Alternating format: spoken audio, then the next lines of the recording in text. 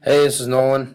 Just creating this video just to give basic points of performance into the introduction to the weight room when we get freshmen that come in the summer and start to lift for the first time. So some of the basic things we cover include our safety. When we're in there, our goal is to always use correct form, making it very difficult for these athletes to get hurt. All right. If you can perform the functional movement and use good technique, that's what we're looking for. If you can't, or if you can perform the functional movement, but your technique is not very good, we've got to make some corrections. And if you can't perform the functional movement at all, we basically have to start from the very beginning, no weight, and building flexibility. Our goals when we are working for safety are MCI. We got our mechanics, using your proper form, and then going into consistency. So proper form, doing that several times in a row. And then in the end, we add our intensity. So using your proper form, doing it several times in a row, and moving heavier weight. Okay. So right below that, you see our rep schemes there. Typically, when we start with student athletes in the weight room, we work through our hypertrophy phase. So for about 3 to 4 weeks, we hit higher rep ranges. So we're hitting 10 reps, 8 reps, 6 reps, and everything we do is for 6 sets. Okay, so after we do a few weeks of hypertrophy training, we move into our strength training, and we like to stick around that 5 rep range for about 3 weeks. And our cycles change every 9 weeks. So that leaves us either 2 or 3 weeks in our power phase or our power scheme. And students really see their biggest gains in that strength and power phase. And that's just because when you 1 rep max, that's where we're looking for our gains in. Okay, so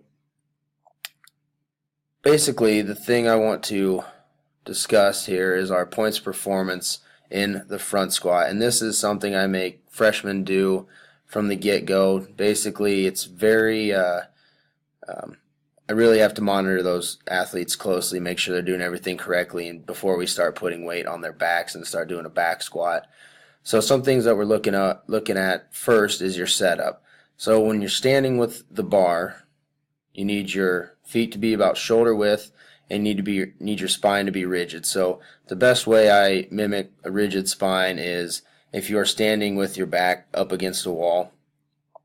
How straight your back is, that's what we're looking for when we've got a bar on our shoulders. Okay, so when you get that bar on your shoulders, we want a loose grip and the bar on your fingertips. So up here we have the bar sitting on our fingertips and on our shoulders. Our fingertips are basically there for support. We are not holding the bar on our fingertips. The bar should be on the body, on the shoulders, closer to your core. Okay, and then the important thing with it on your shoulders and sitting on your fingertips is we need to keep the elbows up. By keeping the elbows up, the bar will not want to fall off your shoulders, thus making it a safe movement. Okay, so in the execution, we need to make sure that we are sitting back like we're sitting in a chair. So as your hips push backwards, your legs and hips start to hinge and you start to bend down. While you are bending down, you need to keep your elbows up.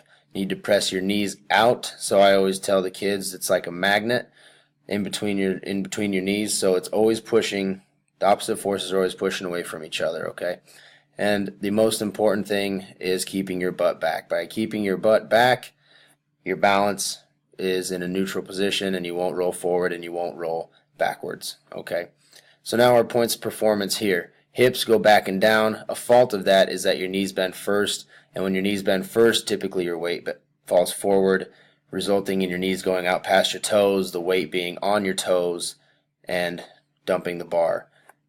That leads into keeping your heels down. By keeping your heels down, the weight is pressed through your heels, and if your hips go back and down with that, the weight will sit in a neutral position and it'll keep you balanced well. If the weight gets into the front, you'll fall forward and result in dumping the bar. Now, knees over your toes. When you squat, you want your knees to go over your toes, not bending in, not falling way out as you're performing the movement. The knees go over the toes in the regard that they're in a straight line. We don't want, as you're bending down, your knees to go out past your toes, if that makes sense. And then one thing we talked about earlier is keeping that neutral lumbar spine, so keeping that back flat. Anytime you start to roll that back, you'll lose that stability and result in dumping the bar. Now, one of the hardest things to teach is keeping the bar to the middle of the foot, because there are so many athletes with different